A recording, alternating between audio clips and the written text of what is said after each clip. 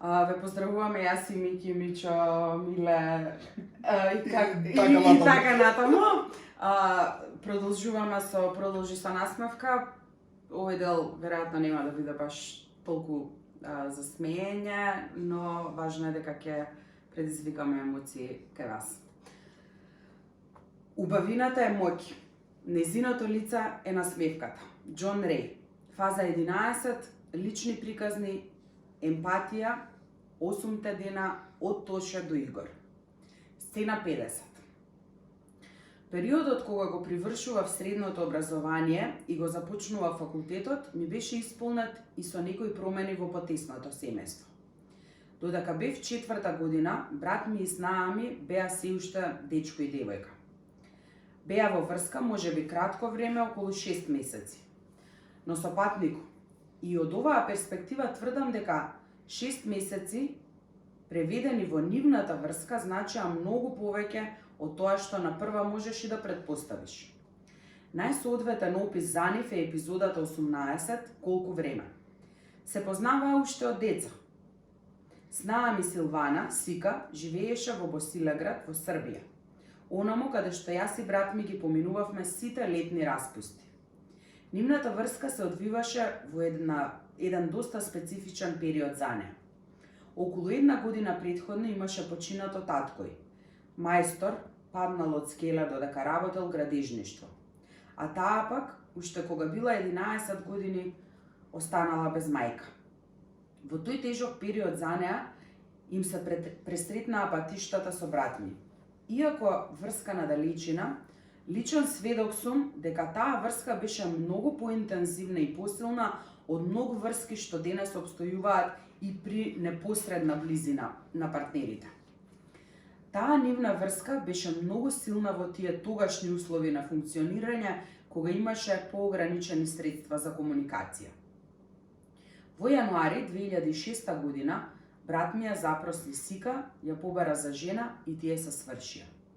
Во тие моменти на голема радост, еден момент некако ми ја скрши радоста, големата традиционалност и некој степен на ограниченост во сваќањата на моите, им кажуваше дека не може ниту татко ми сам, ниту пак со мајка ми да одат во Ниш, па свршувачката таму беше организирана од братина Сика.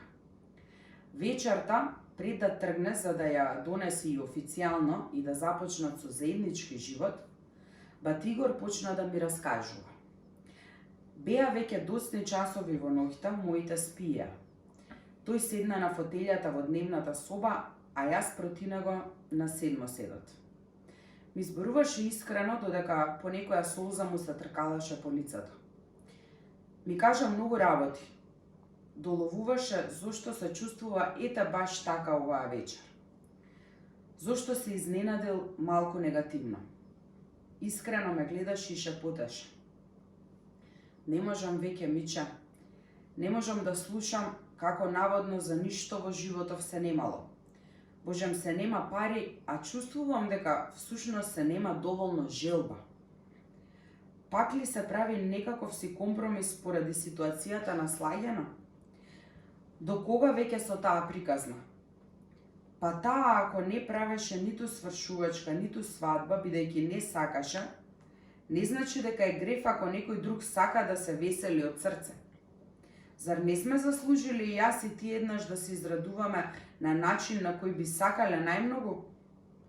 Барем сега, кога човек носи животна одлука, очигледно нема да дочекаме. Не ме е sejedno што дам сам за Ниш. Таму ќе бидат сите нејзини најблиски роднини, а јас ќе бидам сам. Ќе се срамам, кажувајќи некои глупави изговори. Но тоа е, нема назад. Не можеме да ги смениме допрва кога цел живот сакаат нашиве да си останат затворени, конзервативни. Не знаат колку нервози, колку срцево ми го кршат, каква штета ни прават баш со тоа нивно затапено постапување. Но моево како така ќе помине. Ама кога ќе дојде твоето време, да знаеш дека се ќе сторам само да имаш најубава свадба. Здравје само некај. се гушнавме силно и излезе да се подготвува за свршувачката. Бев многу радосен за нив, но во тие мигови не гледав начин како можев да помогнам. Гледајќи го како рони солзи пред еден вако важен животен настан, чувствував безпомошност. Што ли можев да сторам кога се уште немав ниту 18 години, немав ниту пари, ниту ништо. По свршувачката во Ниш дојдоа во Долно Лисиче и почетните денови поминаа во убава веселба. За летото закажаа мала свеченост за регистрирање во матично наместо свадба. Беше тоа непосредно по мојата матура. Потоа следуваше година и пол заеднички живот. Живееја на вториот кат во истата куќа во Долно Лисиче. Половина од вториот кат беше целосно функционален, но другата половина наскоро требаше да се опремува. Во тој период пред очи можев да видам што значи вистинска љубов. Онаа што ја негуваа бати Игор и Сика. А беше тоа еден луд период. Во тој период на посестра ми Слаѓана, која беше свршена во Врање, воопшто не и функционираше заедничкиот живот. Се обидуваа и моите на секаков можен начин тоа да успее. Дури брат ми и татко ми беа дел од мајсторите кои му помагаа на незиниот свршеник во надградбата на куќата. Се со цел да може да живеат покомотно и да се надминат некои недоразбирања. Но очигледно со сила убавина не бива. Сета таа атмосфера се пренесуваше и во нашиот дом благодарение на мајка ми. Многу од незините реакции упатени кон брат ми и снаа ми во таа година, мене ми даваа слика на завист, љубомора, па на моменти дури и омраза. Во моите очи тоа ја создаваше токму оваа слика. Зошто на моето дете да не му е убав животот, а вам да ви биде? Имаше премногу сцени од кои очигледно беше да се изведе токму тој заклучок. И тоа не само од вербално упатените зборови, туку и од невербалните реакции. За жал.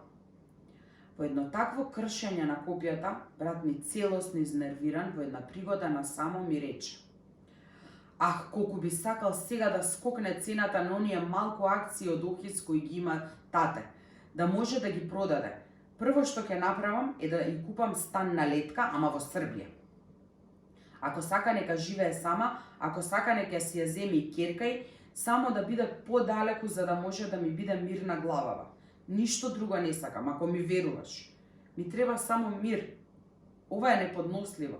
Ако продолжи вака, Сика од нервози може да се породи пред време или не дај Боже да му направи проблеми на бебето." Се нервираше.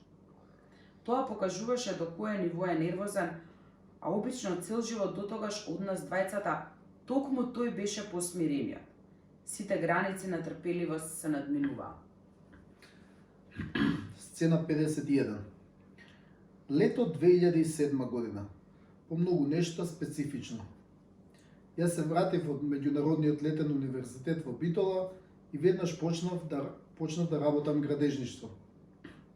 Еден куќен пријател сакаше да изгради градба која ќе биде пекарница. Секојдневно работевме 5 души за да ја изградиме. Соседите Перо и Новица, татко ми, брат ми и јас како чирак.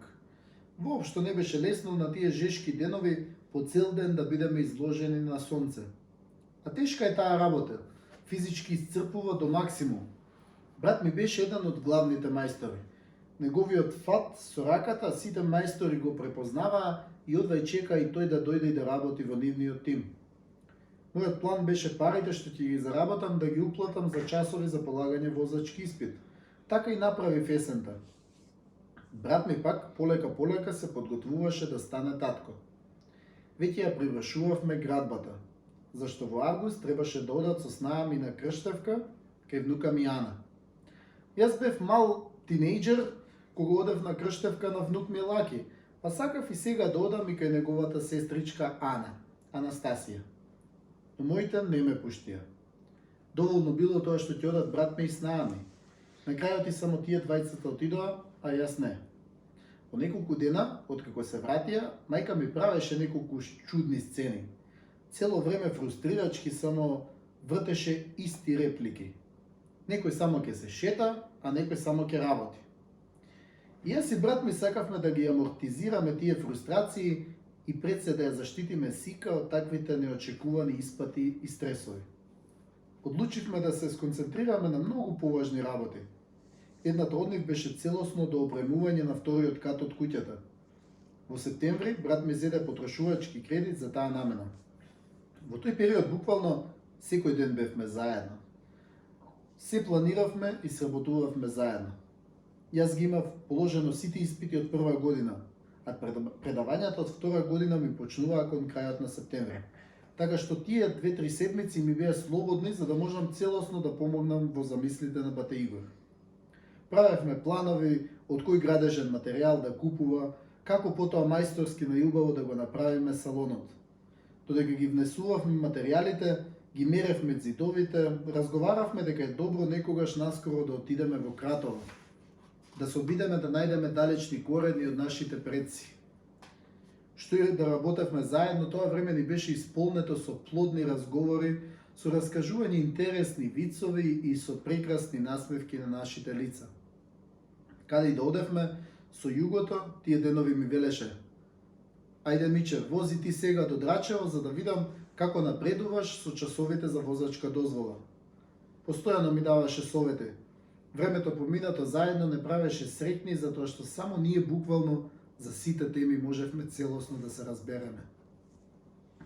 Заедничката работа не одржуваше во живот да имаме позитивна мисла и да бидеме продуктивни и во иднина. А ниту на татко му не му беше лесно тие месеци, па го исполнуваше секоја работа што ја работеше заедно со нас двајцата. Стануваше повеќе од очигледно дека Охрис оди во надолна линија. Тој немаше земено плата веќе неколку месеци. Поради тоа што беа задоволни од сработеното во текот на летото, некои од мајсторите ме викаа да работам со нив на други места за време на викенд, како нивен чирак. Му помагав тогаш и повеќе на татко ми кога работеше некому водоинсталаторство. Започнав и со предавањата од втора година на факултет. Студентските трошоци воопшто не беа мали, само се зголемуваа. Во прва година беше невозможно да добием стипендија, така беше воспоставен системот. А за втора година исполнив услови за стипендија, имав висок просек, но рекоа дека ќе ни ја префрлат, ама дури кон крајот на таа академска година, од прилика во мај. Како ли ќе се издржувам од септември до април или дури до мај, размислував. Може би е подобро да се откажам од факултетот, барем привремено. Морам да почнам да заработувам. Татко ми нема редовен приход, а брат ми има сега други побитни семејни трошоци. Ако почнам да работам поинтензивно во градежништво и водоинсталаторство со татко ми, барем и нему ќе му помогнам, а и имам и за дневни трошоци за мене. Дури потоа ќе можам да го продолжам факултетот. Најверојатно вонредно, размислував секој ден се почесто.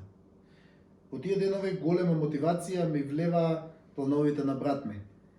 Беа инспиративни неговите радосни замисли за тоа како ќе го организира животот наскоро, само да му се роди синчето. Често ми велеше: доаѓа нашето време, ќе средиме се на наш начин, како што си знаеме само јас и ти. Не се кирај се, ме тешеше. Иако тогаш имаше само 24 години, ми даваше многу зрели поуки, ме подржуваше со целото свое битие. Ми вдахна искрена, вековна инспирација со неговиот личен пример, со својот живот на дланка. Ете, тоа е мојот постар брат со патнеку. 24 години ли се, 24 животни фази ли се, само знам, вечен живот книга дава. Сцена 52. Беше 5 октомври 2007 година. Вечеравме седнати сите на една маса. Бате Игор, Сика, татко ми и мајка ми. Иако сите молча, се чувствуваа бранови на нетрпеливост од недоразбирањата што провејуваа, особено во последните недели. Телевизорот беше вклучен. Вести се емитуваа, а целиот екран се мрдаше. Детално раскажувам од 24-та епизода Тоше Проески и 8 дена потоа. Што се случува на стадион па толку трепери екранов од трибините? Ме праша брат ми. Концерт, Тоше Проевски прави голем концерт на градски стадион, му реков. Па зошто не ни кажа навреме? Ќе отидевме јас, ти и Сика, ме погледна прашално. Кога ја изговори таа реченица, на масата се почувствува негативна невербална реакција од другата страна на масата. Мајка ми кажа без да изговори. Еве ги, пак само на шетање си мислат и на ништо друго, а некој овде ќе им работи. И се читаше од лицето, а и од целото тело, иако не ја отвори устата. Доцна дознав, бате, инаку ќе ти кажав, реков со притаен глас. Ми беше срам што го лажам. Дознав навреме. Можевме да купиме билети. Но не се осмелив да дадам таков предлог, знаејќи ја се вкупната атмосфера дома. Подобро да се воздржам од мали задоволства, отколку да создавам интензивни фрустрации. Си велев себе си. На 16 октомври, рано наутро, пред да одам на факултет, тргнавме со југото до Драчево да купиме материјал. Бевме само јас и брат ми. На радиото соопштија ненадена вест. Утрово, на патот за Нова Градишка во Хрватска, загина македонската звезда Тоше Проевски. Кажуваа. Што зборуваат глупости овие? Изустив. Вистина е, пред малку дознав и од друго место. Еве, сите на пазаров зборуваат за тоа, ми рече бате. Тажен беше тој ден. Од факултет ме ослободија за да отидеме на плоштадот Македонија да му запалиме свеќа на нашиот ангел од пејач. Прв пат видов толкова море од солзи на едно место. Врнеше дожд буквално секој ден, баш убаво паметам. Брат ми купи дрва за огрев во текот на зимата. Во саботата, кога сите бевме дома, ги редевме. Обожавав да редам дрва уште од мал. Сакав да ги наредам еднакво и убаво, така што секоја празнина да биде на најдобар можен начин пополнета. Редевме јас, брат ми и снаа ми. Во глава ми се вртеше песната Игри без граници. Беше нова, промовирана неодамна од Тоша, а поради неговата смрт секој ден се вртеше на радиостаниците и на телевизиските екрани. Не пеј, неколку пати ме опомена брат ми. Малку ме зачуди таа негова реакција. Обично тој секогаш беше прв за пеење. По 2-3 обиди го послушав целосно и престанав да пеам. Дождот и понатаму ги преплавуваше улиците и полињата. Едноставно не застануваше. Плаче ли природата, ја мие ли валканоста оставена од луѓето, или пак ни го покажува течението на секојдневието. Сцена 53. Недела. Есента е во својот најголем ек. Жолтите лисија ги постилаат полјаните. Ветровито е, кога не е врнежливо. Утрата стануваат постудени, а плодневното сонце грее пократко. Се собираат последните насади од бавчите за да не ги зафати сланата. Почнав да учам, наближуваше колоквиумската сесија. Татко ми, мајка ми, брат ми и снаа ми ја собираат зелката насадена во нашиот двор. Не е работата тешка кога атмосферата за работа е пријатна. И обратно.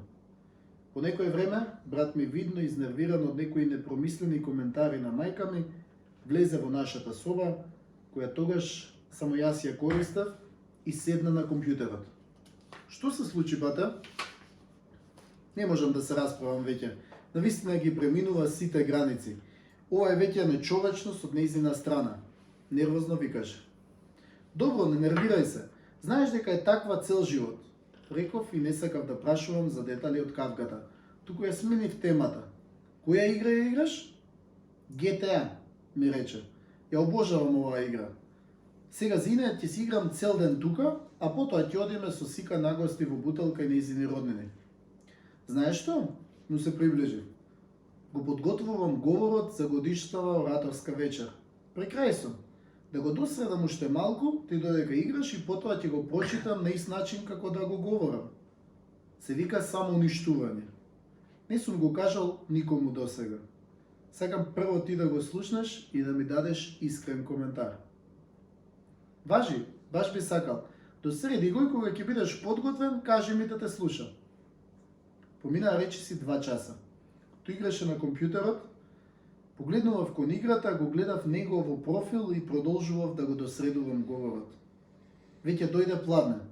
Тој заврши со некој ниво од играта и стана да го истегне телото. Бате, го завршив. Може ли да ти го прочитам или ќе играш уште? Го прашав. Не, доста играње. Завршив, го лабавив малку мозокот. Сега тамам можам да те слушам. Се намести тој да ме слуша, а јас станав. Читав од лист од хартија, ама со артикулација и дикција како речиси да настапувам на говорница. Го кажував прв пат. Го чувствував целосно. Живеев со говорот. Тој ме слушаше внимателно. Кога завршив, се насмевна искрено од срце и низ таа препознатлива, широка и мила насмевка рече: "Добар си, браво!" И ми подаде рака за да направиме да пукне. "Ајде учи ти и подготвувај се утре за на факултет, а ние ќе одиме со Сика на ручек", ми рече. Цело попладне останав да учам во мојата соба. Не сакав да излегувам за да не ми пренесат некоја негативна енергија и да не се изнервирам без потреба. На моменти допираа до мене звуци кои има јасен израз на кавга. Се обидував да ги игнорирам и да уживам во дождот, кој се поинтензивно врнеше. Неколку часа без прекин, само се зголемуваше бурата. Веќе беше доцна, се стемни одамна. Наближуваше околу 11 часот. Ја навалив главата да си легнам. Во истиот момент некако ме боцна срцево. Како нож да ме прободе директно во него. Прв пат почувствував такво чувство. Мислите веднаш ме насочија кон брат ми и снаа ми.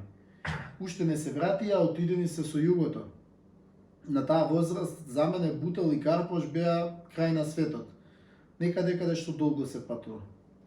Но никогаш претходно не сум имал некои сомнежи во однос на сигурното возење на брат ми. Тој уживаше да вози, па затоа имаше положено за сите можни категории, освен за автобус. Ама таа вечер, тој бодеш во срцето ме насочи со помислата кон нив. Му пишав порака. "До кај сте?" Ми пиша: "Еве доаѓаме, во Лисиче сме скоро." Наскоро го слушнав звукот на југото како се паркира во гаражата. Ги слушнав чекорите на снаа ми дека се качува на горниот кат. Брат ми отвори вратата на мојата соба без да запали светло. Палењето светло, додека нашите спијат, ни го сметаа за еден од поголемите животни гревови. "Миче, спиеш ли?" праша во темницата. Бев свртен кон зидот, се свртев, можев да ја забележам само неговата силуета и реков: Не спијам." "Овие ли ти рекоа да ме прашаш кај сум?" Го постави прашањето со видно нервозен тон упатен за нив. "Не, бате, мене ми дојде така да ти пишам. Се загрижив дека врнеше интензивно." Не се секире па ти за еден дожд. Еве си дојдовме. Ајде спи сега. Утре јас одам на работа. Добра ти ноќ, ми рече. Добра ноќ и тебе и на Сика. Ден недела, 21 октомври. На работа требаше да биде 3 дена, по 24 часа непрекинато. Како граничен полицаец ја чуваше државната граница кај селото Танушевци. Сцена 54. Среда, 24 октомври 2007 година. Секој ден беше врнежлив и тажен. Ова беше точно 8-миот ден од како Тоша загина во сообраќајната незгода. Предавањата на факултет заедно со вежбите ми траеа од 8 часот наутро па до пладне. Кога завршив со нив, како по обичај, влегов во канцеларијата на клубот на ораторите. Место кое е сведок на многу произлезени идеи, на бурни состаноци, на искрени пријателски емоции. А токму тој ден, од 12 до 13 часот, чувствував премногу емоции во мене. Не знаев што ми е, бев целиот црвен, во срцево имав силна болка. Пред 3 дена почувствував малку како нешто да ме боцна, но овој пат како да ме сечеше длабоко и немилосрдно. Само Нате беше во клубот во тој момент. Ми рече: "Миро, што ти се случува, ова не си ти? Не можам да те опишам, ама едноставно не те препознавам." Не знам, Нате, и јас не знам што ми е. Ова е виша сила, некоја енергија што ми го обзема цело тело, а јас не знам од каде доаѓа. Како да не сум јас во мојата собствена кожа. Како да сум морално унижен, со сила уморен, потиштен. Навистина не знам. Реков и се спакувам да си одам дома, бидејќи бев наполно непродуктивен тој ден. Веднаш штом стигнав дома, така потиштен, заспав. Сум потонал во длабок сон. Се уште спиејќи, во еден момент на полусон, полујаве, наслушнав некој чуден глас. Како да беше тоа сирена на брза помош. Не можев да проценам веднаш поубаво, затоа што со сила, како сам со себе, да се борев за да се разбудам. Конечно ги отворив очите. По неколку секунди сватив дека тоа не е сирена на брза помош, туку плач на многу луѓе. Скокнав од креветот, уште недоволно расонет. Видов низ прозорецот дека надвор имаше комби и неколку луѓе. Еден од нив забележав дека ја носи истата зелена униформа како и брат ми. Истрчав веднаш надвор. На првите скали речиси ке се судрев со сика. Се држеше за стомакот во кој го носеше бебето. Беше бремена во 8-миот месец. Прва помисла ми беше дека нешто му се случило на бебето. Што е, сико, добро ли си ти? Добро ли е бебето? Што се случува? Панично прашував. Таа од солзите не можеше да земе доволно воздух за да ми одговори. Само липаше ли липаше. Се стрча кон собата, истрчав избезумено низ надворешната врата. Го видов граничниот полицаец како стои до татко ми. Имаше уште некои луѓе тука. А тате врескаше, ги кубеше косите и си ги удираше дланките. Кога ме виде, само извика. Миче, го нема Игорче. Го нема веќе, толку е. Ах, Игорче, не изгоре. Смири се, тате, смири се гушнавме. Чувај ја, сика, носете ја в болница, бремена е, внимавајте на неја, остави ме мене, моето е толку, заврши веќе. Тогаш ги погледнав луѓето наоколу. Полицаецот ме гушна и рече. Брат ти загина денес. Држи се ти, биди силен. Како? Кога? Заре можно? Пелтечев. Беа во патрола со джипот. Околу 1 час од попладне ги нападнале од заседа, пукале во нив. Не успеа да го спасат. Жал ми е многу. Се растрча во истиот момент, не знам во кој правец ја загубив и ориентацијата. Ја собравме снами кон болница. Тргнав и јас со нив. И удрија инекција во возилото на брзата помош. Седнав на седиштето до возачот и тогаш ми најдојде порој од солзи. Додека иташе комбето кон болницата, многу слики ми се менуваа и брзо летаа низ мислите во главата. Не знаев што да мислам. Само се прашував зошто? И 1000 пати си го поставив тоа прашање. Барем да станеше татко, да го дочекаше барем раѓањето на неговото синче. Толку многу му се радуваше. А, Господи! Изустив полугласно низ реката од солзи што ми го миеа лицето. Што и да правевме, немаше назад. Овој пат, на вистина немаше назад. На 24 години изгасна неговиот живот. На 24 октомври, лето Господово 2007. Од тогаш, 24 часа, секој ден е без неговиот допир, без присуство до мене, до нас, без гласот од таа искрена насмевка. Останаа само овие 24 фази со биографски примеси. Посветени нему. Спомен кој ќе трае вечно. Те сакам, бате. Загубата ни стихови. Херој. Нош ли ме тоа сече, о зошто ли ова штолку пече? И судбино, зошто? Те прашувам гласно, околку само те мразам бесно. Во оваа кожа ми е тесно, никако не ми доаѓа мир. Ајде одговори ми сега, одговори ми јасно, зар кон тебе нефер тој бил? Подршката твоја бескрајно ми недостига, таа насмевка мила, решив ке ме охрабрува. Советите твои безброј живот ми значат, делата што ги остави, вечно ке зрачат. Ах, мој бате, Игорче, во секунда се смени, о сегашност, каде ли сега ме водиш? Не те познавам, а те прифаќам ли? Не знам. Ќе дојде ли ден да разберам, ќе имам ли сила да сватам? Солзи немам, душа давам, каде ли утеха да барам? И дур да ја најдам, ако ме праша од вас кој било, секогаш гордо ќе викнам Игор Драганов, тој е братот мој, барем беше и остана херој. Можевме ли поинаку? Брат ми се обидуваше да најде решение за замрсената состојба во нашиот дом. Наместо решенија имаше само вртење во круг. Со сила на човек можеш да му земеш, но со сила не можеш да му дадеш.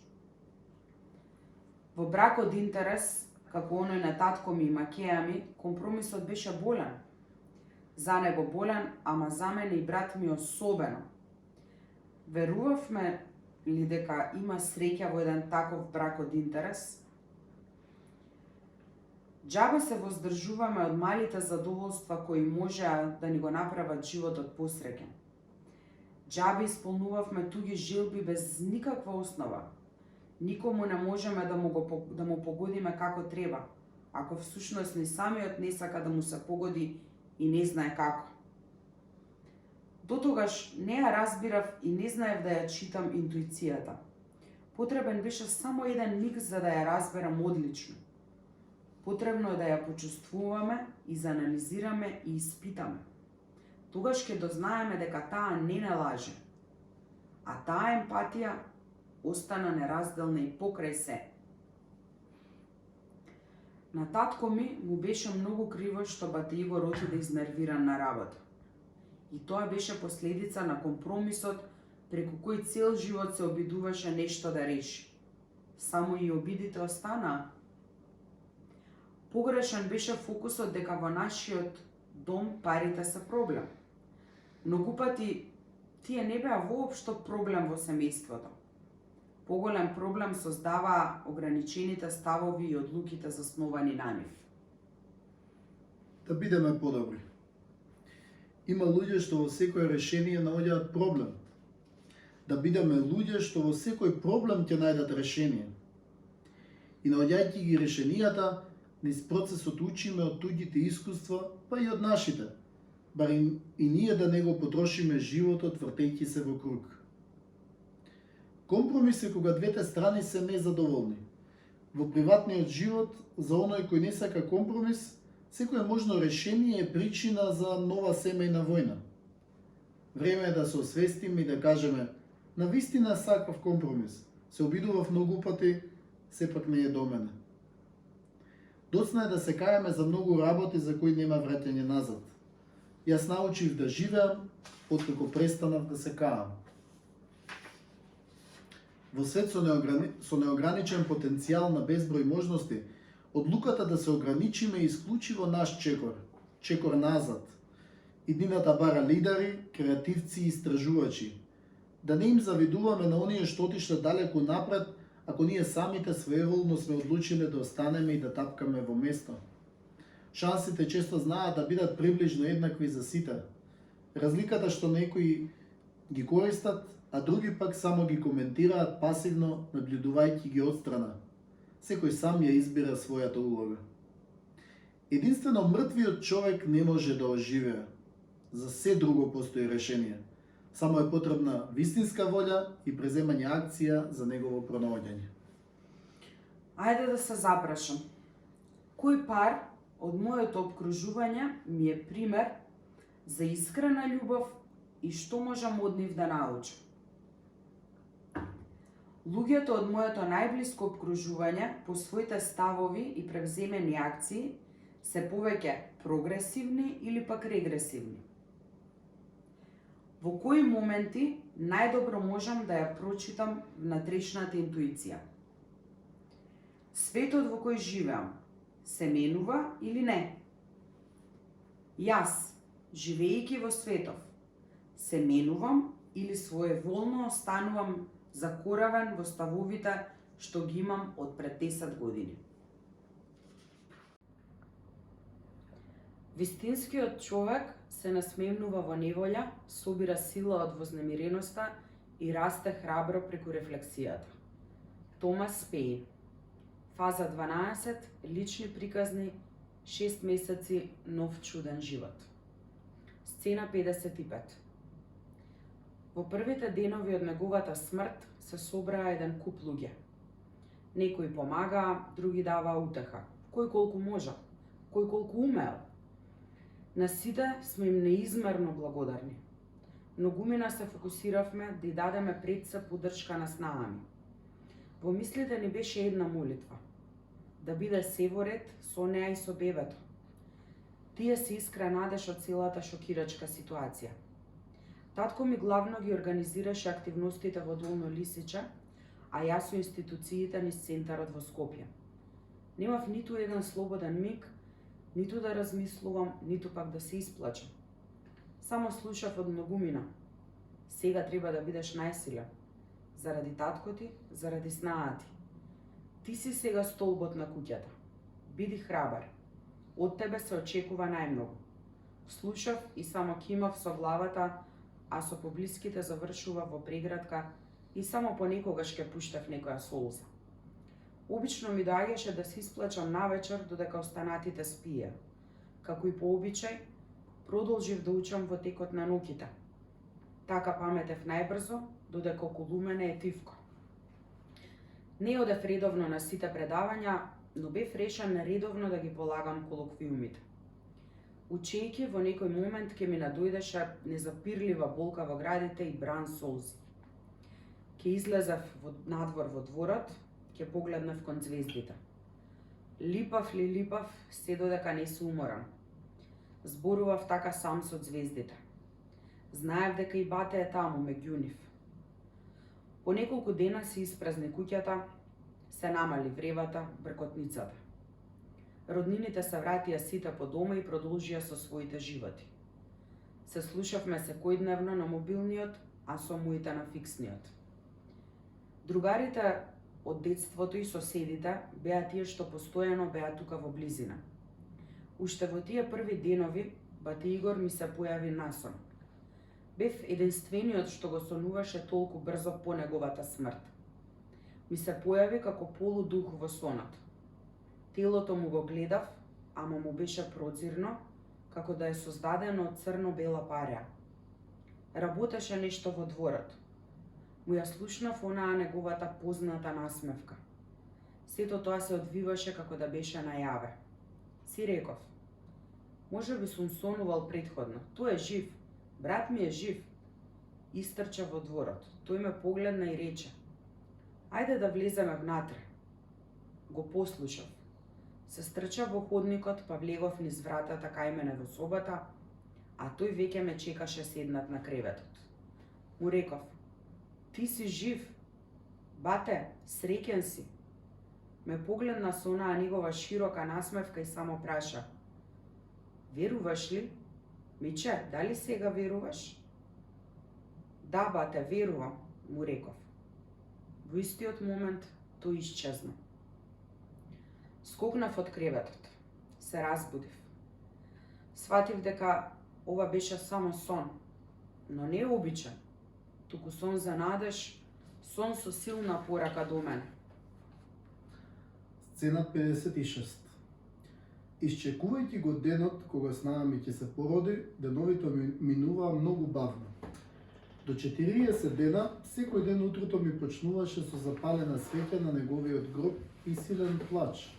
Многу пати додека така плачеа снаа ми и татко ми, но и мајка ми и посестра ми, Јас не можев да се исплачам. Веројатно тоа ми доаѓаше полесно само кога сум сам со себе или сам со него, а не вака со другите. Како конзервативно и традиционално семејство, дома ги исклучија сите телевизори, радија, компјутерот. Постојано бевме облечени само во црно јалиште. До 40 дена од смртта, јас и татко ми не се бричевме. Набрзо почнав да одам редовно на факултет. Ги подготвував колоквиумите и покрај многобројните обврски. Положив со навистина добри резултати. На сите 4 колоквиуми имав освоено над 30 од вкупно 35 поени. Многу обврски произлегува од статусот на снаа ми. Таа се уште беше српски државјанин со постојан престој во Македонија. Многу правни процедури требаше да се завршат за да може да биде здравствено осигурена за време на породувањето.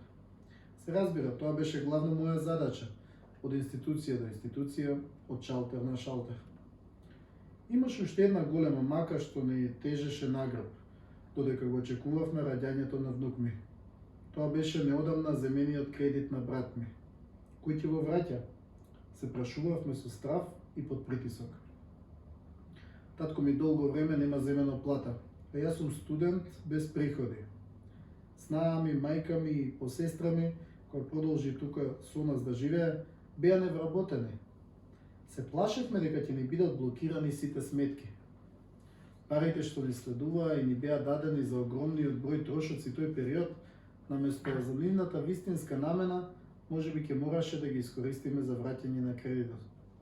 А семејството немаше нови приходи, иако институциите ги извршија минималните исплати што следуваа врз основа на законите, тие не беа доволни ниту за покривање на реалните трошоци во првите неколку месеци. Среќа во несреќа е што целиот настан беше јавен и актуелен. Сакале ние или не, настанот беше поврзан со политичките одлуки од тоа време. Во одредени моменти не сакавме да биде сето тоа јавно, да ни се гледа пред цел свет сета таа тага и болка. Не баравме сожалување. Но токму од информациите пренесени во медиумите, македонската диаспора во Австралија разбрала за загидувањето на брат ми и за целокупната актуелна состојба во семејството. По иницијатива на Билјана и на Джина, диаспората успеала преку луѓе во Скопје да го најде нашиот фиксен телефон. Не контактираа за да ни кажат дека организираат хуманитарна акција меѓу нашите иселеници. Акцијата беше успешна и парите беа уплатени за целосно враќање на земениот кредит од брат ми. Беа собрани и детски алишта наменети за бебето, чие раѓање се очекуваше со огромно нетрпение. Не се опишува со зборови благодарноста што има моето семејство за целата таа акција, потикната од самата диаспора. И во сите тие животни перипетии се роди внук ми. Терминот беше на почеток на декември, а тој сепак се роди подоцна, на 19 декември, на клиничкиот центар во Скопје. Се роди на Свети Никола, по православниот календар. Тој истиот ден кога починала мајка ми Велика, неговата баба. Чудни се тие патишта. Тој момент кога сите отидовме да го видиме, да го галнеме по раченцето, кога му ја видовме темната густа косичка и дебелкавите обравчиња, не облеа невидена среќа. Тоа беше посебен наплив од радост за мене и за татко ми. Радосни бевме што и внук ми и снаа ми се во ред. Таа и тогаш, како и сега, беше Лавица, најсилната жена која ја познала. Ете, конечно, пристигна барем мало олеснување по таа долга двомесечна напнатост и нервози. Сега снаа ми можеше да одмори и да размислува кое име ќе му го даде на внук ми. Непосредно пред раѓањето немаше никаква дилема дека ќе му се поднови името на брат ми. Идејата беше да биде слично, но не исто како неговото име. Кога се роди внук ми, на денот на големиот православен празник, малку ги помати тие замислени сметки. Сепак, Сика заедно со кумот Орце одлучија бебето да се вика Ивица, а на галено ќе го викаме Ице. Така православниот светец ќе биде негов заштитник, а воедно ќе продолжи да живее меѓу нас името и родот на брат ми Игор. Нека продолжи. Сцена 57. Во тие 2 месеца не бев ниту свесен колку животот ми се смени за 275 степени. Не за 180, не за 360 степени, туку буквално за 275 степени.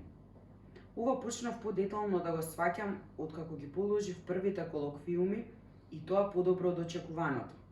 Потоа се роди внук ми и се помина во најдобар ред. Но тој момент и многу други работи се менуваа. Спонтано, роднините полека се оддалечуваа од онаа секојдневна присутност. Повеќето од нив не се во Македонија, па не беше лесно да се одржува секојдневен постојан контакт. Од друга страна, и мене ми се намалија дополнителните административни и други обврски што ги привршував. Единствено продолжи онаа конзервативна природа на традиционално жалење. Несвесно, само таа забрзано не водеше кон амбисот на депресијата. Ужасно брзо и силно се зголемуваше недостигот. Се присутно беше отсуството на брат ми. Ние сме били и претходно одделени по 2-3 месеци, но повеќе од тоа не. Почнував да го сваќам татко ми кога уште од првиот миг ми рече: готово е, нема веќе да го има покрај нас. Не може веќе да го прегрнеме, да не посоветува, да ни помогне, да му се радува на синчето. Не може. Чувството е болно, а со секој ден се повеќе реалноста задаваше убоди директно во срцето.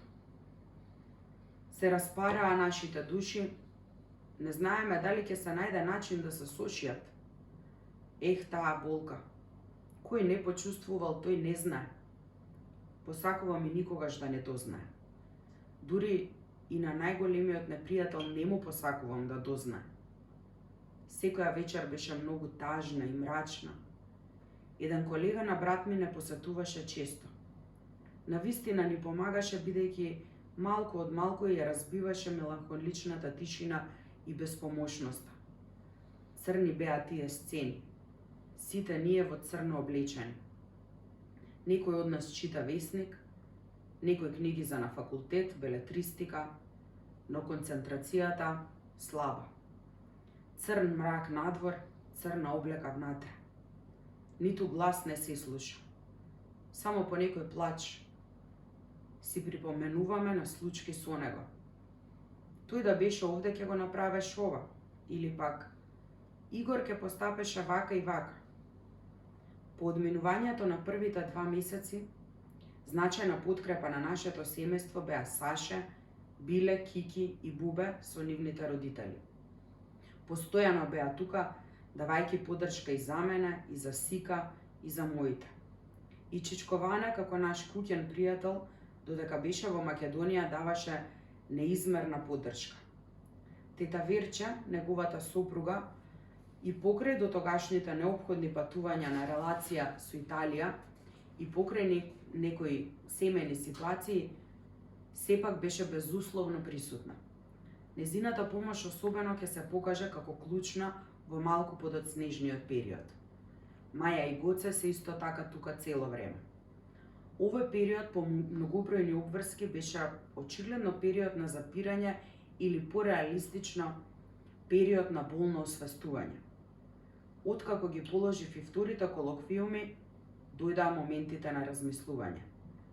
Беше ли тоа неопходно? Беше ли добро? Преминувам ли од болка во страдање? Сцена 58. Почна пролетниот семестар на факултет, 4-ти поред, 2 академска година. Но не беа во мојот фокус само факултетските обврски, не беа и само оние дополнителни обврски кои сега ги имав. За само еден миг влегов во многу животни улоги.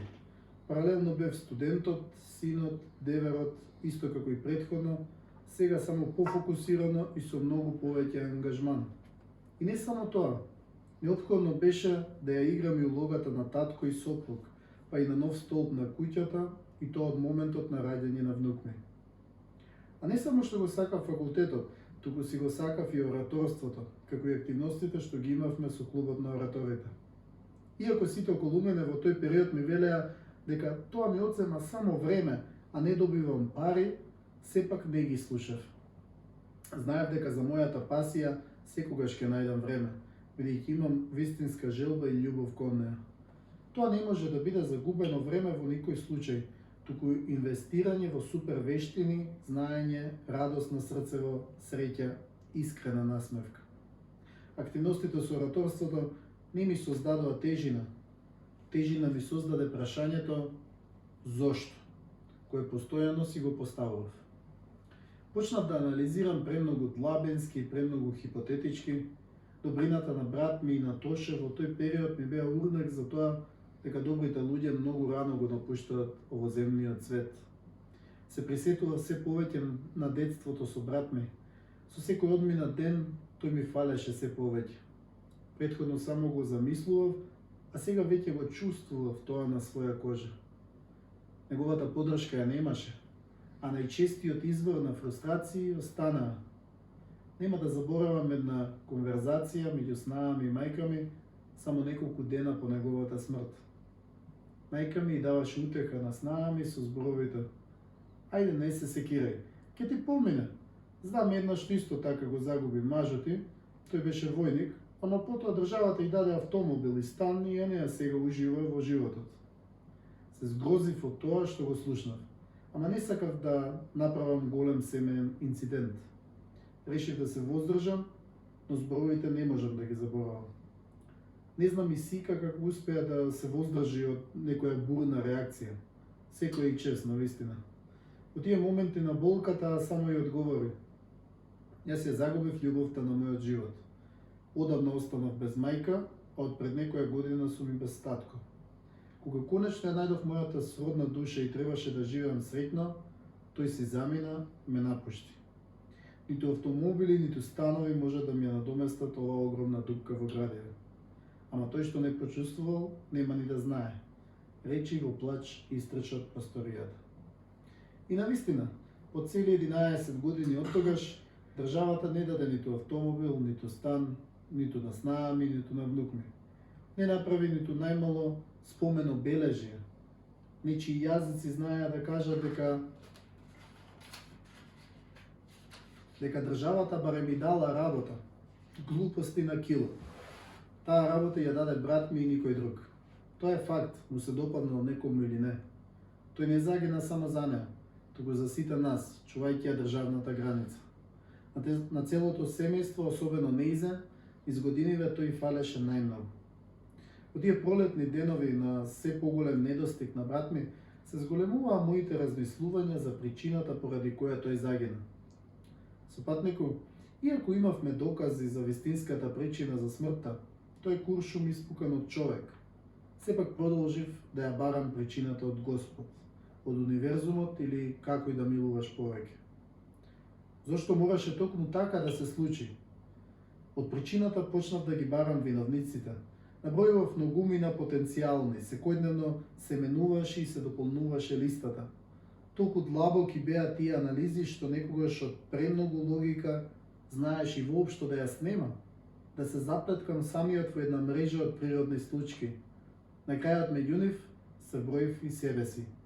Си велев: ете, јас сум виновен. Кога ќе си припомнев на детството, сваќав колку идентичен живот имавме јас и брат ми. Се нешто што нему му се случувало на одредена возраст, по 5 години ми се случуваше и мене, токму на истата возраст. Тоа ме наведе кон друга стапица. Дали и мојот живот по 5 години од сега ќе заврши слично како и неговиот. И покрај овие длабенски размисли, животот продолжуваше бурно да се движи. Во текот на февруари 2008 година ме избра за председател на клубот на ораторите. Наближуваа полека колоквиумите од новиот семестар. Се помалку имав концентрација за учење. Често ме болеше главата озгора, од горниот дел на черепот. Чувствував како да ми вриеа нервите. Секој другар ми даваше различни совети. Ми кажуваа како на еден му помогнал Хелекс, а на друг диазепам. Трети пак ми препорачуваа да земам Red Bull, за да имам енергија за учење. Некој од нив ги послушав, но само накратко. Чувствував дека не ми действува ништо од тоа на позитивен начин. Четврти пак вика: ништо не ти е, треба само да се олабавиш, додека пушеа наргеле во затворена просторија, нудејќи ме и мене. Нив не ги слуша воопшто. Сепак, секојдневно ме фаќаше се поголема паника. Почнав да чувствувам несигурност, страв. Несоницата ми стана редовна појава. Се повеќе луѓе сакаат да бидат околу мене, да соработуваат, да се дружат. На почетокот се појавуваше наивноста во мене. Верував дека секој од нив има само добри намери, како што таков однос сум научил да имам со брат ми. Сега одненадеж го загубив и се прашував, па може ли да постои друг таков однос? Откако сватив дека не секој тука е само со искрени намери, туку и со некои други, само по неколку животни случаи во оваа фаза го променив ставот. Ама промената на ставот и отворањето на очите ми донесе уште поголема несигурност, сомничавост, зголемен притисок во самиот себе. И тоа само на неколку денови пред колоквиумската сесија. Се будев средноќ целиот избезумен. Имав чувство дека многу луѓе ми мислат лошо, сакаат со секој мал потек да ми наштетат, се плашев од нив. Само што ќе ги погледнев, ми изгледаше дека тие ме гледаат чудно, дека ме наблюдуваат, ми подготвуваат заседа. Се плашев од многу работи и се повеќе ми чадеа нервите. Го немаше брат ми за да му кажам. Го немаше да ми даде совет. Го немаше да се насмевне и да рече, се ќе биде во ред. Чувствував дека моите нема да ме разберат. Ми требаше разговор со некој што ќе ме свати од прва. Некому кому ќе му се отворам до гола кожа, до најдлабока пора, а кој нема тоа да го злоупотреби, туку ќе застане зад мојот грб. Неизмерно итно ми требаше бастун кој ќе ме потпира да не паднам покосен. Тој бастун ми беа другарите. Знаеле тие и по цели ноќи да бдеат со мене, знаеле врските да се ги жртвуваат, да ги стават во втор план само за да ми дадат целосна подршка. Најмногу тоа беа Ана, Саше, Кики и Буга. Ги слушаат тие моите тажни изливи, а притисокот од час во час се повеќе се зголемуваше. Имав чувство дека ако сега не ги положам колоквиумите, ќе ја загубам стипендијата. Нема да успеам, ќе се урне светот, ќе биде негов крај. Наместо да учам, читајќи ми летаа мислите некаде во бесконечниот простор на универзумот. А само несвесно со пенкалото ги подвлекував страниците од учебниците и по стотици пати. Кога ги читам сега од оваа перспектива, мислиш правничкиот текст, сум сакал да го преобратам во уметничка слика. И кога ќе сватев дека не можам да се сконцентрирам, се случуваше силно да го треснам мобилниот одземи, да удирам со раката во зидот, да си ја кубам косата. Се повеќе во мисливе гледав само затворени врати за секоја сцена. Не гледав решенија. Јас, вечниот оптимист, гледав само затворени врати пред мене. Зар е можно?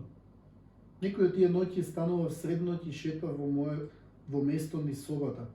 Ги чувствував нервите на главата како вријат. Вријат додека учам, вријат кога сум буден, а вријат и додека спијам.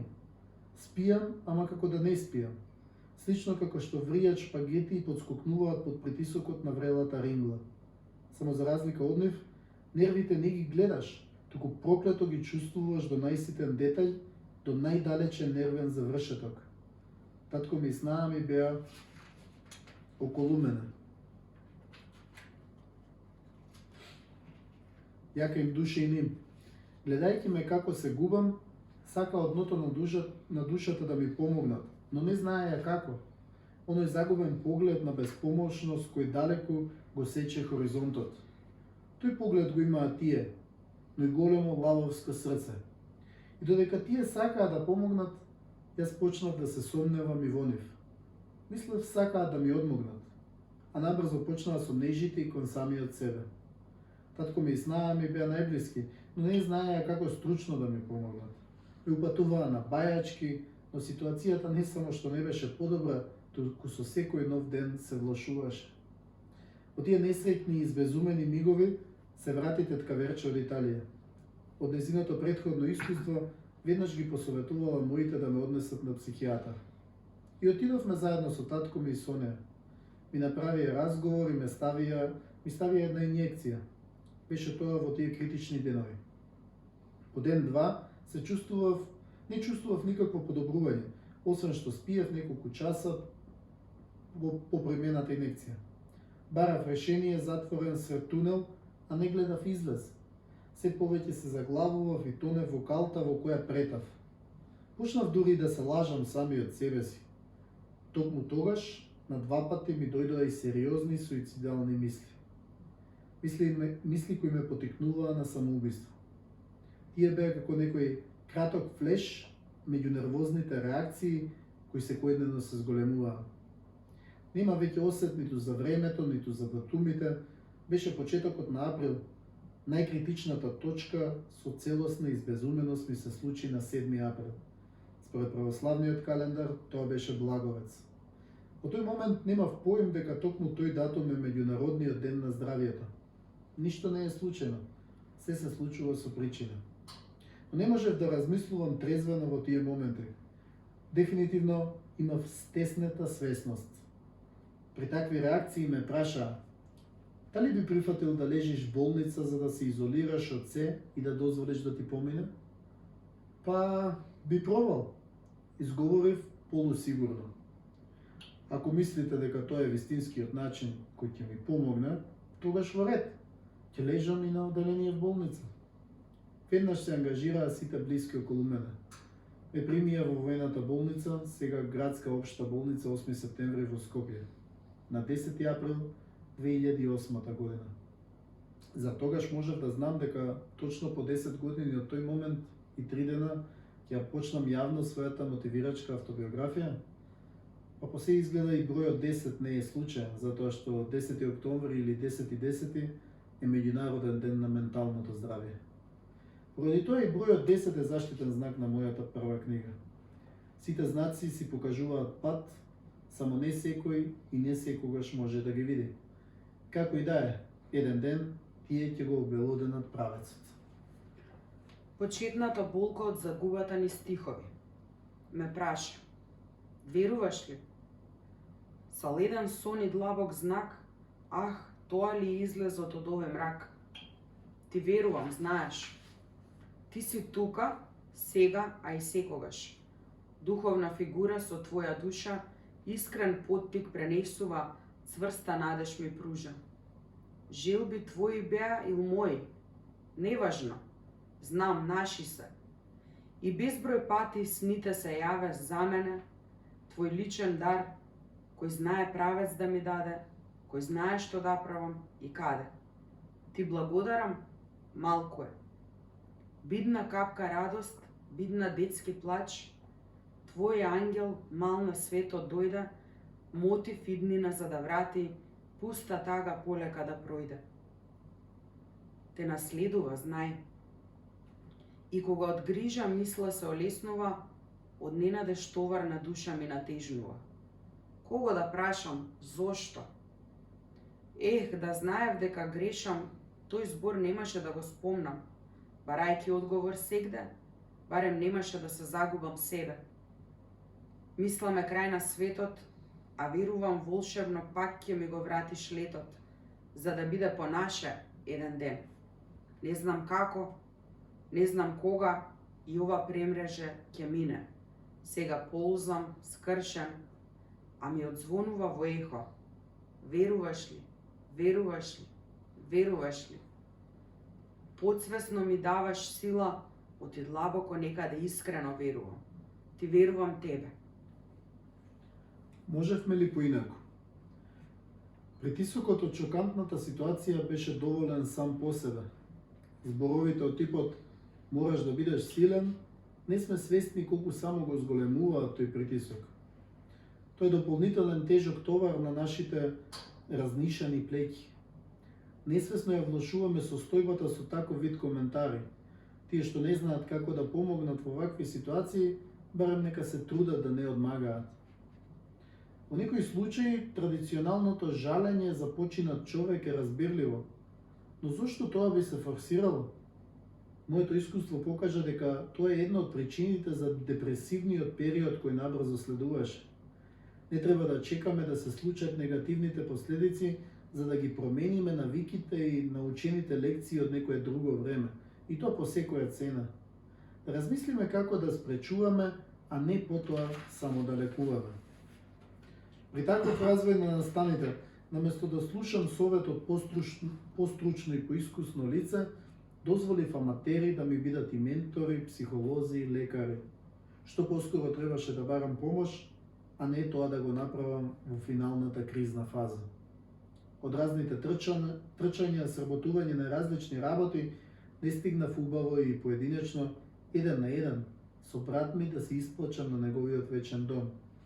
Грутката во градиве се натоложуваше. Нема никој да одговори на прашањето зошто, барем не во истиот миг.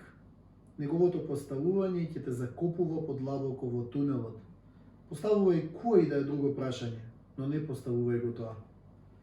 Да бидеме подобри.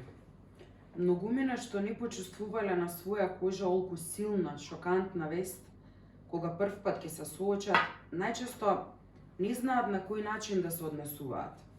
Да изразиме искрено сочувство, да ги гушнеме оние кои ја носат најголемата болка, да ги гушнеме многу и уште повеќе. Нека биде тоа силно, топло и искрено. Да се однесуваме на ист начин, исто како и претходно. Ним убаво ќе им дојде разговор на тема различна од нивното секојдневие по моментите на тага и болка. Да не им фрламе совети од ракав на оние што се наоѓаат во тешки животни околности, туку да ги нахраниме со мотивацијска поддршка и да ги упатиме на вистински професионален начин на поддршка. И најважно, да бидеме тука во секој момент за нив.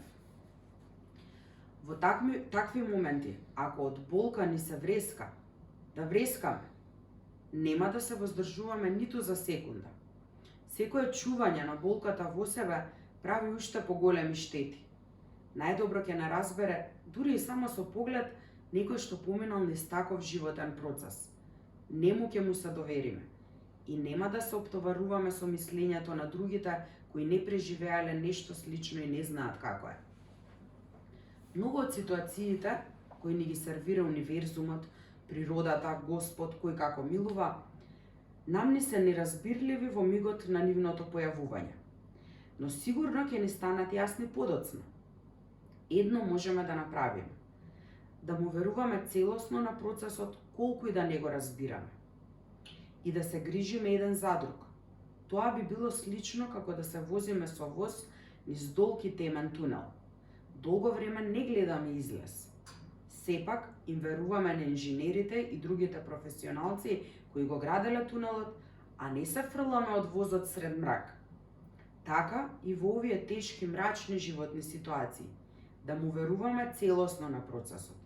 Има излез со блескаво сонце, само ако веруваме во него и ако сме доволно трпеливи да дојдеме дотаму. Да им одговориме негативно на суицидалните мисли. Нивното надминување може да ни овозможи подоцна да потикнуваме искрени насмевки на илјадници, па и на милиони луѓе. Јас сум жив пример за тоа. Чувството е многу благородно. Може и да ви помогне да спасите конкретни човечки животи, како што тоа ми се случи мене. Дечки, вреди да се живее. Прекрасно е. Да го сакаме животот посилно и тој ќе ни биде верен подолго. Ајде да се запрашам. Како вид поддршка најмногу ми помогнала во потешките животни ситуации? Кои однесувања ми предизвикале најсилен притисок во такви моменти? Според мене, во кој случај сум го допрел дното во животот? Во која животна ситуација сум му дал најголема поддршка некому? Колку луѓе познавам во нашето окружување што успеале да се справат со суицидални мисли и продолжиле да бидат успешен пример? Насмевнувај се пред огледалото. Прави го тоа постојано, секое утро и ќе забележиш голема промена во твојот живот.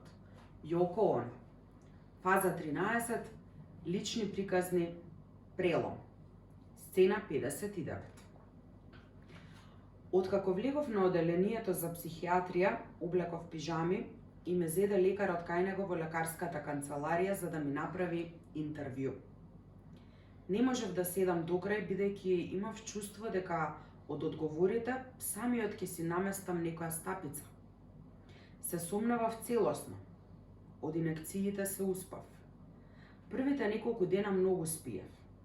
Лековите многу силно ми действуваа и веднаш ме успиваа. Неколку пати лекарот доаѓаше до мојот кревет за да ме испрашува. По неколку дена добив и цимер.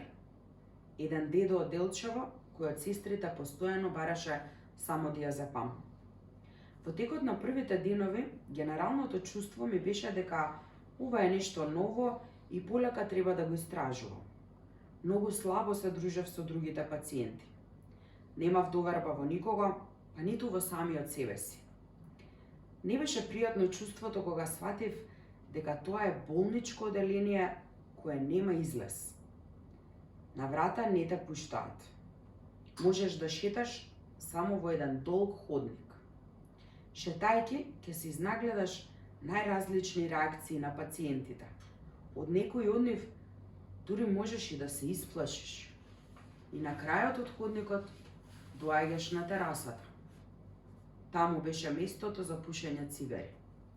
Кога ќе се вратиш назад, го поминуваш пултот кај медицинските сестри и стигнуваш до кујната.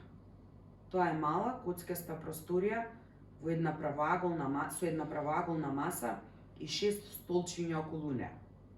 Во едниот ќош имаше само телевизор на кој има не повеќе од 5-6 програми од домашни телевизиски канали. И толку. Тоа беше целиот простор во кој можеш да се чувствуваш слободен. Кон останатиот свет си затворен. Во тоа болничко оделение минутите траат цела вечност, а не по 60 секунди. Си велев, ако овде не пропушам цигари од нервоза, нема никогаш да запалам ниту една. Одвај чекав да дојде 2 часот попладне. Тоа е време за посета. Барем малку да разменевме по некој подетален разговор со луѓето од надвор. Да прашам како се другите. Ме посетуваа речиси секој ден разни луѓе кои доаѓаа со татко ми. Не беше дозволено со него да влезат повеќе од 2. Па многумина блиски роднини и другари се менуваа секојдневно. Убаво беше нив да ги видам, ама сепак тоа беше кратко. Воопшто не беше пријатно тоа што бевме затворени само во тој простор. Не може да се оди никаде надвор од ходникот. Немаше ниту прибор за бричање, туку доаѓаше секој втор ден бербер и не бричаше. Си имав јас убави моабети со берберот, а особено со хигиеничарката. Фини луѓе беа тоа, искрени и приземни хомо сапиенси. Во првите 2 седмици полека свикнував. Првин ми беше страв да комуницирам со останатите пациенти, а и терапијата од апчиња повеќе ме тераше на спиење. Најмногу ми создаваше маки тоа што она вриење нерви по главата сега се пренесе и се претвори во значително треперење на нозете. Тоа особено го чувствував кога ќе легнев исправен. Нозете само ми играа без прекин. Никако да си го фатат своето место и да се смират. Една од пациентките секојдневно разговараше со психолог. Посакав и јас да зборувам, па им кажав на сестрите за мојата желба. Тоа беше прв пат во животот да зборувам со психолог. Некако чувствував дека психијатрите ми даваат многу апчиња, но не разговараат доволно со мене. Сесијата ми траеше помалку од 1 час. Се сеќавам дека и говорев за моите стравови, за начинот на кој сум ги постигнувал досегашните успеси, како и за тоа дека за некои работи сум функционирал сезонски, токму поради семејните околности. Таа ми постави неколку прашања, ми даде убави стручни совети. Знам и дека ме праша. Ако досега тоа се покажало како твоја формула за успех, кој те спречува да продолжиш на истиот начин? Ме погледна. Штом ќе излезеш од овде, продолжи си така некое време. Се нервирам што вака ми играат нозете, не можам да ги смирам. Често терапијата ме тера на сон, ама не можам да спијам од тоа треперење, реков жалејки се. Нема цело време да ти треперат, по некое време ќе помини тоа, ќе бидеш добар, ме утеши. Незините зборови ме смирија. Почувствував дека до мене имам некој кој наполно ме разбира, некој кој не го гледам воопшто сомничаво, некој кој знам дека нема да ми наштети, туку ќе ми помогне. Од таа моја тогашна, но и сегашна перспектива, овој разговор ми изгледаше навистина позитивно. Веќе 3 недели бев таму. Почнав да го чувствувам оделението како моја комфорна зона. Што убаво беше што немам пристап до мобилен телефон. Никој веќе не ме бара. Не се потресувам за повиците кои пристигнуваа порано. Вистински одмор од надворешниот свет. Но набрзо, потоа, повторно се сменија работите.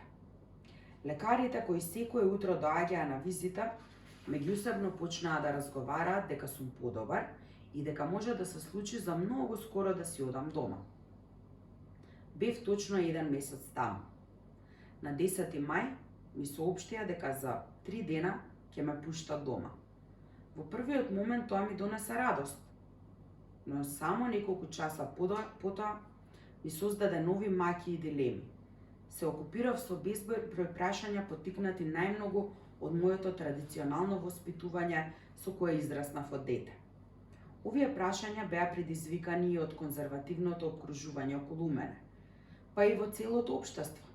Главните прашања кои си ги поставував беа: како сега ќе се појавам каде и да било во јавноста пред луѓе? Не сум се видел на огледало 1 месец. Кога ќе се видам, верувам оти ќе се забележи дека целиот сум испијан во лицето. Се здебелив исто така и тоа за прв пат во мојот живот. Така ќе го привлечам вниманието кое повторно ќе ми создаде притисок. Ќе ме прашуваат каде беше цел месец, каде се загуби, што ќе им кажам? Не се чувствувам убаво ако лажам. Верувам дека голем број од сите пријатели, колеги дознале дека сум во болница. Ќе ме гледаат сега како да сум луд, ќе ме осудуваат. Многумина не знаат какво е чувството, но ќе ме прекоруваат. Лесно се даваат етикети на туѓа кожа. Нема да имам енергија со сите да се објаснувам. А не можев и ништо посебно да научам и да запаметам од учебниците по право,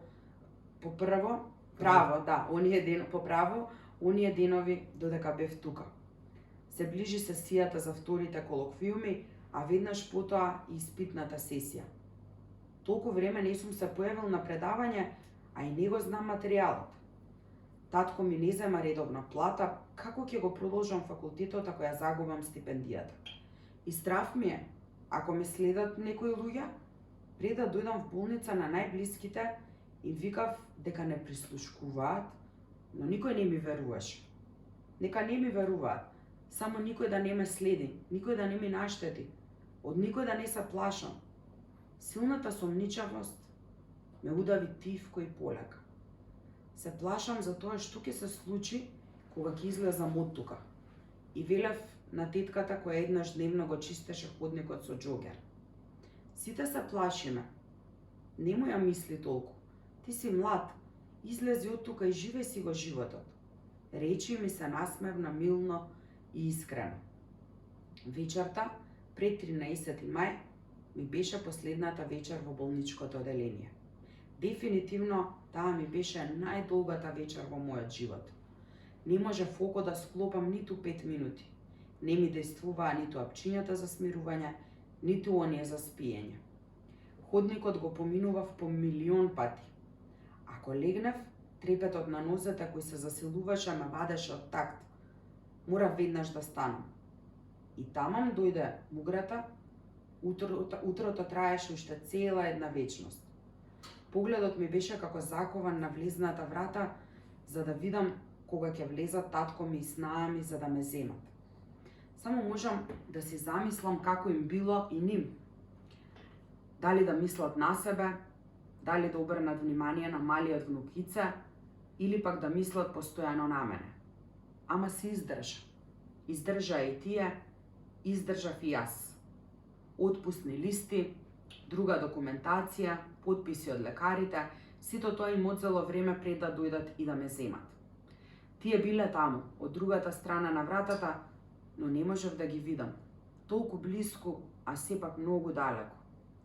Тогаш го почувствував тоа чувство. Конечно, околу 10-11 часот влегоа на оделението. Ми помогнаа за собирање на лиштата, отидовме заедно кај лекарот, разговаравме малку и потоа дома. Конечно. Ах, тој воздух, мирис на слобода. Никогаш предходно не ми било толку возвишено чувството само да се возам низ скопските улици, да го гледам небото одблизу и да се движам слободно како да сум го освоил светот. Очигледно, по некој период на дното ќе дојде време за нови дострели. Само полека и здравје нека е. Падот ни стихови се врти. Но дофатив каде сум? Ме снемува ли? Тука ли сум? Нерви чадите, мисли бркате. Има ли уште? Колку се овде? Ви личи ли на затвор? Нема надвор. До кога? Прашање милион. Ова е тунелот, проклет да е. Но не тој. Може би јас. Не одржував светло на време, кога во себе од болка рикав, молчаливо собирав крик, се срамев да испуштам глас. Барем да имаше некој со време да ми каже, да немаше предрасуди, осудување, презир. Еј, тоа е огромен товар плюс. Зар треба сите да не снајде за вистински лек дур тогаш да се најде? Не. Само да береме памет што порано. Има болести на секој чекор, ниту една не е за подсмев, никоја не заслужила прекор. Никој не сака да му се врати, ниту пак има желба да пати. Само свеста да е порана, ум ко падобран нека е отворен, само евалуација пореална, само проценка да е највидна.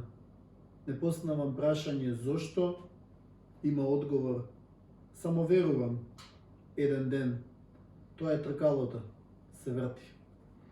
Можевме ли поинаку? За малку можеше да биде предоцна. И не е важно кој што ќе рече. Додека размислуваме на тој начин, може да загубиме некого. Не е срамота да бараме помош за што и да било. Ако задоцнеме, може да биде страшно. Некогаш може да ни изгледа дека нема излаз. Од сите страни да гледаме само мрак. Но реалноста е дека однадвор грее сонце. Чека само да направиме мал процеп за да не облее сончев зрак. И од лошо секогаш има полошо. Не е утеха, туку реалност. А виножитото се раѓа на крајот по прекинот на големиот порој. Го чека оној кој цврсто решил да бара виножито, менувајќи го лошото со добро. Дното е многу тешко, претешко, но по него се друго врви со леснотија. Да бидеме подобри. Благодарен сум им на сите што помогнаа. Благодарен сум им што суицидалните мисли првим беа намалени, а потоа и целосно отстранети. Во тие моменти да ми кажувал некој што ќе се случува една деценија подоцна, немало да поверувам. А да не ги спречевме тогаш, зар ќе можев сега да мотивирам преку продолжи со насмевка. И тоа точно 10 години подоцна. Во април 2008 година се појавија тие мисли, па морав болница. Во април 2018 година почнав да ја објавувам на интернет мотивирачката автобиографија во форма на видео. Најчесто оние што доаѓаат на помош немаат време и енергија да коментираат наоколу, а оние што го трошат времето на коментирање не стигнуваат да помогнат суштински. Да го имаме тоа на ум.